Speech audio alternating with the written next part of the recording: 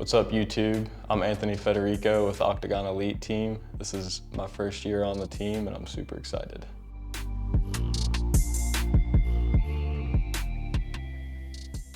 Yeah, so I'm a construction project manager by day, and then early mornings and late nights training, as well as all throughout the weekend. I'm able to keep a full-time job and be a successful triathlete and endurance athlete, mainly by waking up early in the morning and then prioritizing training only after my full-time job responsibilities are done. Two most recent were the end of 2023. I raced 70.3 Haines City in Florida most recently. I got third overall, PR'd overall, as well as my bike split. And then in October, I raced 70.3 Memphis, RIP, they're not doing that race anymore. But took first overall for the first time in 70.3 distance. Super exciting. I can't wait to do it again next year. So work moved me down to Louisiana. Previous to that, my endurance background was just mountain biking. When I moved down there, I bought a gravel bike and thought I'd ride on the road some. Joined a local fitness club that had a large population of triathletes. Next thing I knew, I was doing road rides with them, swimming in groups, and doing afternoon speed workouts at the local track. One thing turned into another. They got me to sign up for the Louisiana Marathon. I was fortunate enough to have two guys pace me through the Louisiana Marathon and ended up running a sub 3-hour marathon and qualifying for Boston. So fast forward 3 years, I ran the Louisiana Marathon again with a similar time goal in mind, but total different objective. Rewind a year and a half ago, my girlfriend and I are sitting outside a local pizza place waiting on a table when one of her friends and her fiance walk up. That'd be Holt, the guy behind the camera. And first time I ever met this guy, I'm 1 week back from Ironman Alaska. So of course I was still wearing my Ironman Alaska shirt. Struck up the conversation about endurance sports, training, racing, coaching, distances, all the different types of races.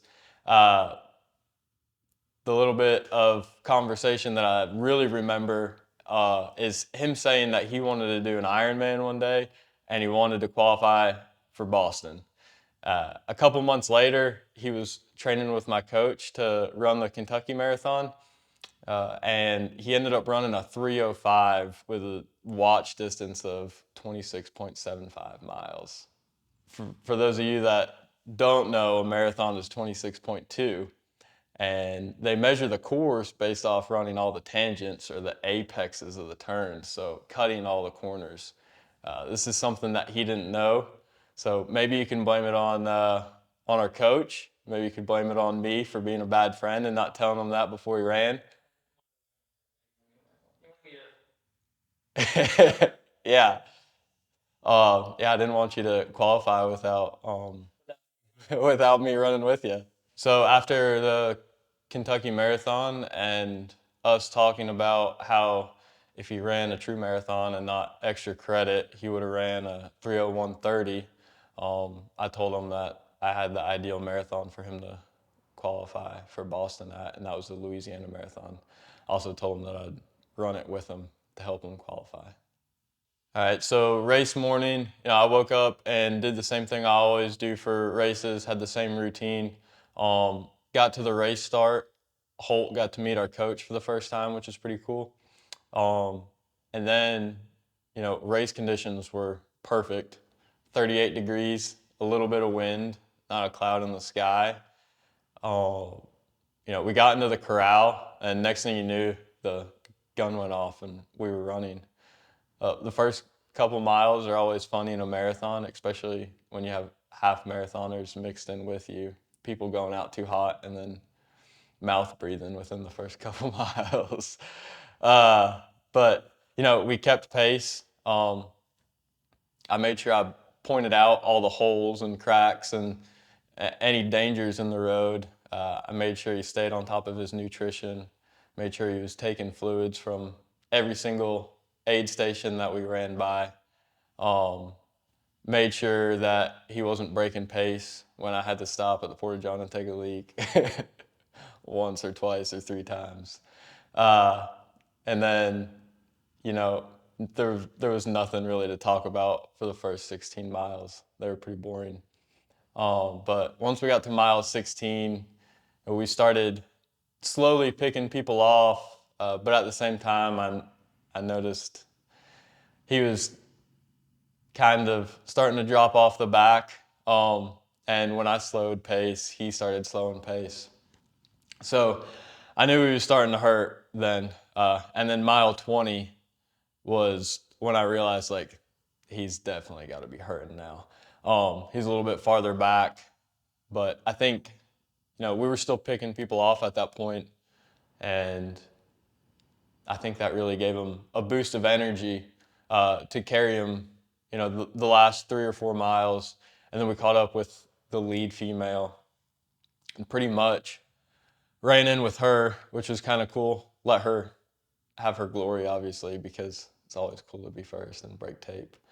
But yeah, we ended up running 2:58, 14, and 15. I beat him by 1 second.